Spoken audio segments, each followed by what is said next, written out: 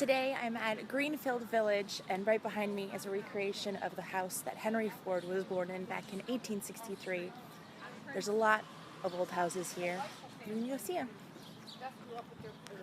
Henry Ford actually brought buildings here from all over the country, and this is where the Heinz Company was founded, in Pennsylvania. There's these lovely people right behind me. We've got a replica of the Ford Motor Company as it appeared in 1903. We're on Main Street. I'm about to go see the Wright Brothers Cycle Company.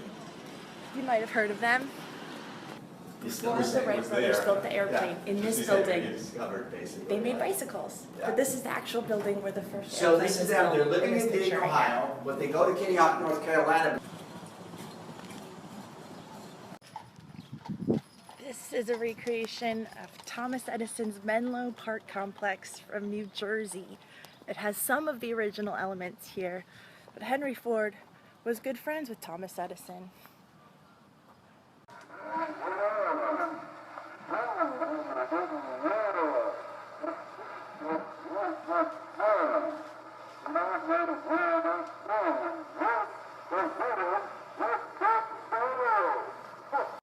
Before the phonograph, people could not record sound, so they actually learned how to play musical instruments like these. Electric eels on my head doing, no shots in my nose, my ass shadow doing. If you thought it then, should have put a patent on it. I'm in the second floor of Thomas Edison's laboratory at the recreation of Menlo Park. And this is where a lot of the inventions were thought of and perfected. I just found out that Thomas Edison invented the time clock. What a great idea, because time is money. And by time clock, I meant like where you punch in and punch out, so you get paid for the hours of work that you do. Not the way I like to work. I work all the time, or none at all. Electric lights don't work unless you got power, which is generated inside of buildings like this one for the Edison Illuminating Company, which is where Henry Ford worked in the 1890s when he built his first car, the quadricycle. I am about to ride in a Model T. That's what Henry Ford was known for, is making the car accessible to people. And I'm gonna ride in one.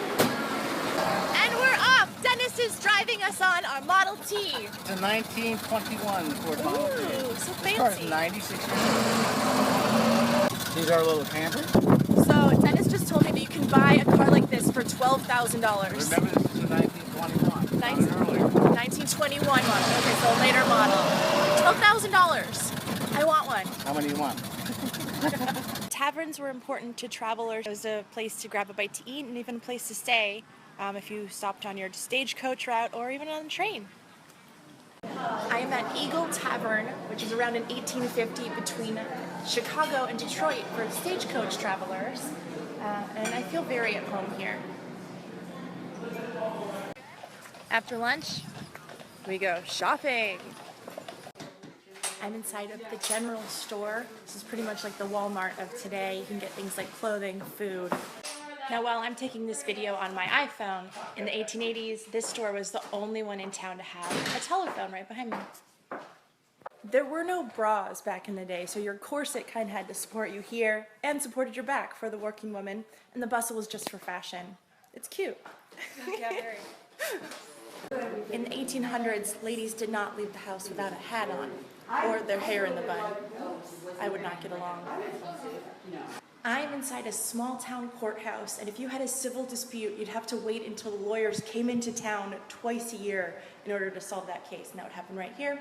One of those lawyers happened to be Abraham Lincoln. So Greenfield Village has its own working sawmill, a glass blowing shop, there's an oven to bake your clay items in, and a working farm. Sweet potatoes, soybeans, and peanuts.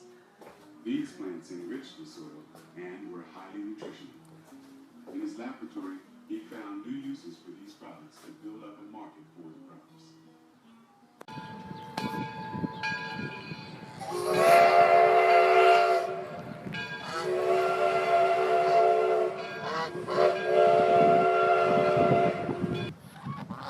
It's as like they want something from me.